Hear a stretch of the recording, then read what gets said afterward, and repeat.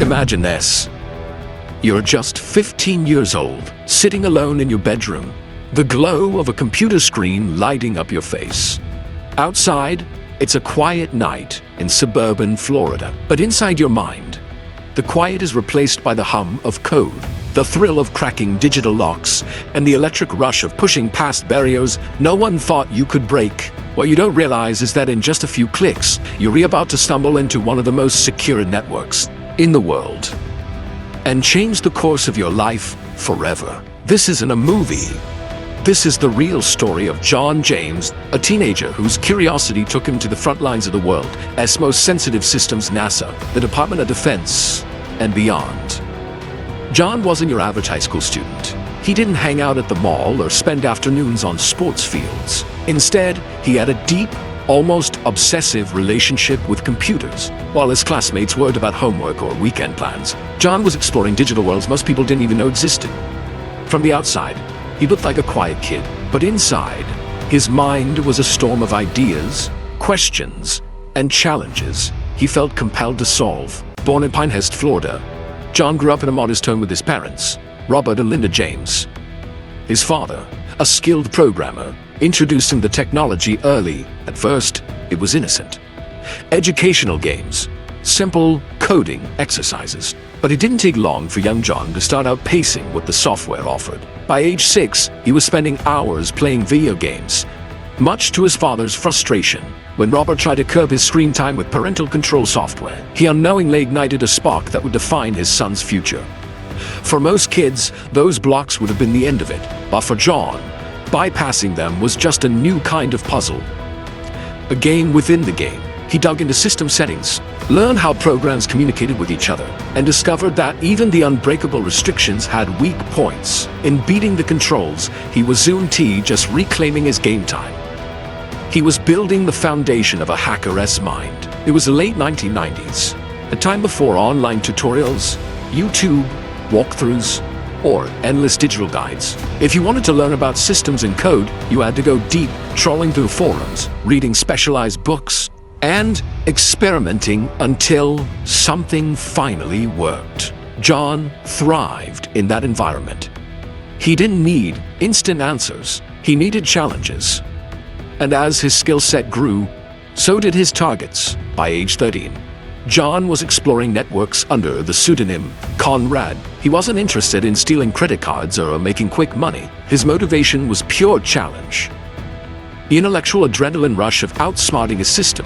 Starting with small targets, he tested firewalls, explored school servers, and slowly moved toward bigger, more complex systems. Then came 1999. John was now 15 years old and ready to take on the world's toughest digital fortresses.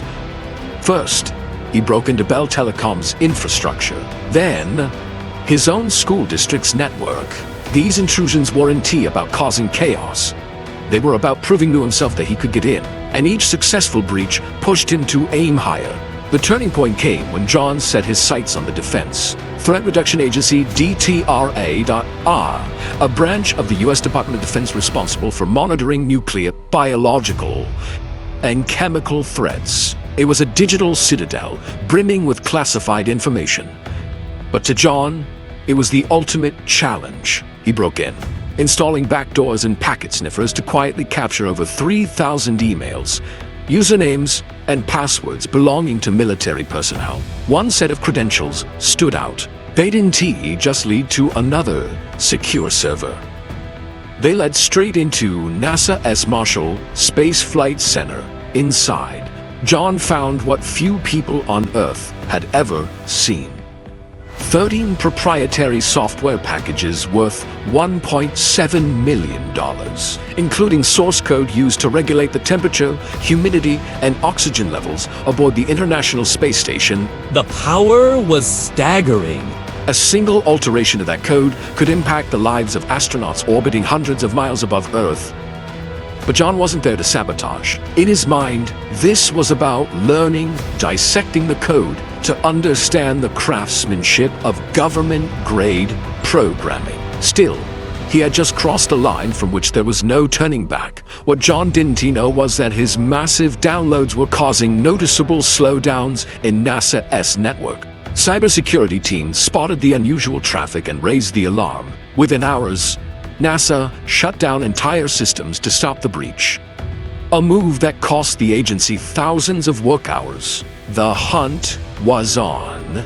The FBI joined forces with NASA's cybersecurity experts, combing through digital. It didn't take long for them to trace the activity back to a single IP address in South Florida, the James family home. On January 26, 2000, FBI agents arrived with a search warrant. John's bedroom, once a sanctuary of curiosity and code, was transformed into a crime scene. His computers, disks, and notes were seized. Forensic analysis confirmed it all. Unauthorized access to NASA and DTRA systems, possession of stolen source code, and logs documenting his the digital ghost haunting America's most secure networks was just a teenager in sneakers. In court, John admitted to the breaches. He explained that his targets were chosen not for profit, but for the thrill.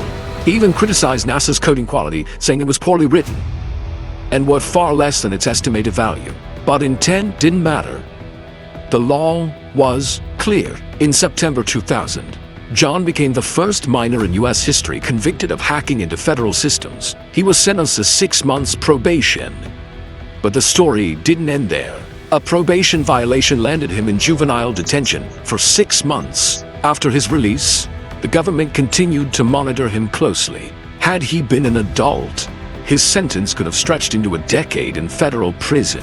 John tried to move forward, working in IT and cybersecurity, but the shadow of his past never left. He struggled with depression and the constant feeling of being watched. In 2007, the U.S. Secret Service suspected him of involvement in the massive TJX retail data breach, a case that compromised millions of credit card numbers. His home was raided, but no charges were filed due to lack of evidence. Still, the stress and public suspicion took a heavy toll.